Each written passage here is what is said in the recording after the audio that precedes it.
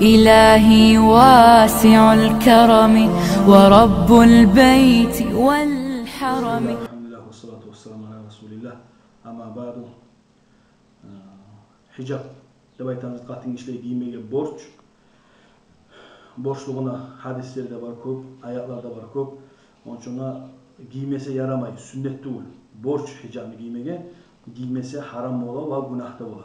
Birovlar süye, birovlar suymeyi haligi zaman deb qaralmay, bar halkka şu borç giymege hicab. Hicab sanala betin masala o tükten üstten sakal tükke geldi, şu ekili süye gelgen yer. Son bu kulaktan kulakka geldi, beti.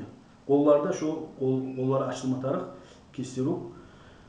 Kalgan yeri barda yat erişi görmege haram şunu.